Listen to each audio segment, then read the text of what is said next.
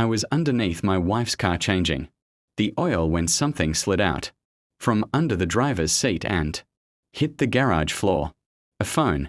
Not her phone. Hers was upstairs in her purse.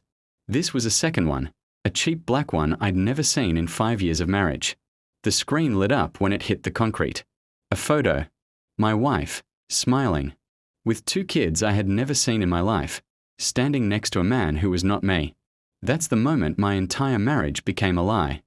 I didn't know I was living inside. My name is David. I met my wife, Michelle, 8 years ago at a mutual friend's engagement party. She worked as a flight attendant, based in our city but flying routes all over the country. I remember thinking, by our 3rd date, I'd never met anyone so easy to fall for. We got married 5.5 years ago. 2 years later, our son Noah was born. Michelle's job still meant she was gone 3, sometimes 4 nights a week, regular as clockwork. Certain routes, certain layover cities, month after month, year after year. I never questioned it, it was just the shape of our life. I'd pick Noah up from daycare on her travel nights. We'd FaceTime before bedtime, and a few days later she'd walk back through the door, tired, jet-lagged, completely normal. Her schedule was posted on our fridge every month in dry erase marker, color-coded by route.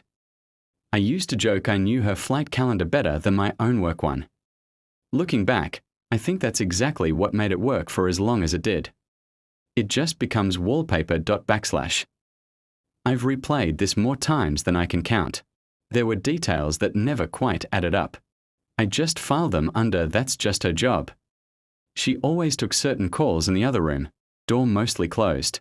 When I asked once, she said it was noisy crew scheduling stuff. She kept a small bag permanently packed, which made sense for a flight attendant, except it always seemed slightly heavier than a 2-day trip needed. There was a stretch about 3 years ago when her usual route changed for a few months, and she seemed oddly relieved when it switched back. I assumed she just didn't like the new schedule. And there was cash. Not huge amounts, but a recurring few $100s. A month she called crew fun stuff. Pulled money for hotel upgrades. I never once asked for a receipt. Why would I have? None of it seemed like anything on its own. It only became a pattern once I had the ending and had to go back and make sense of the beginning. I didn't say anything to Michelle that night. I needed to understand what I was looking at first. The phone wasn't even passcode locked, which somehow made it worse. Like she'd never once considered this exact moment happening. I sat in my car in the driveway for almost 2 hours. Text threads going back years with a contact saved as T. Photos of birthdays I'd never heard about. A group chat called Family Group Chat. That wasn't the one I was in. A name, Tom. And 2 kids, Ellie, about 6, and Caleb, maybe 3. Photos from what was unmistakably a hospital room. Michelle exhausted and glowing, holding a newborn. Timestamp, 18 months ago. 18 months ago.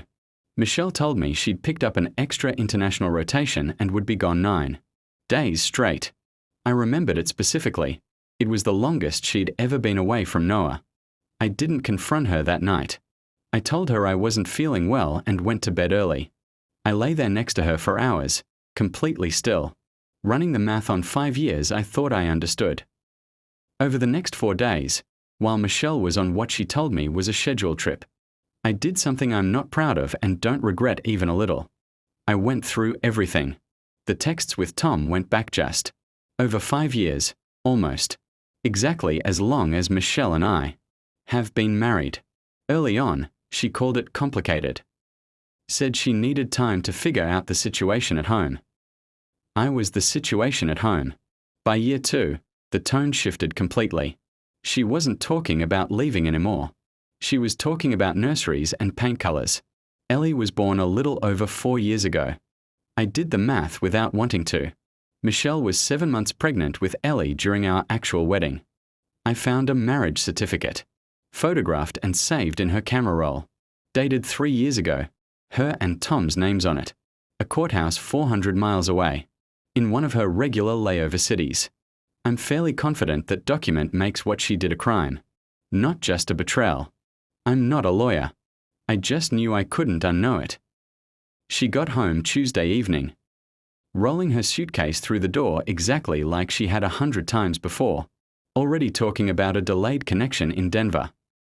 I set both phones on the kitchen counter, hers, and the one that had fallen out of her car.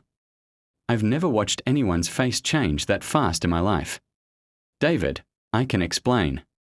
You've had 5 years to explain, I said. I'll give you 5 minutes now. She sat down at our kitchen table, the same table we'd eaten dinner at with Noah probably 1,000 times, and told me about. Tom said she'd met him on a layover almost 6 years ago, before Noah, before even our wedding. Said what started as an affair somehow never actually ended, even after she married me.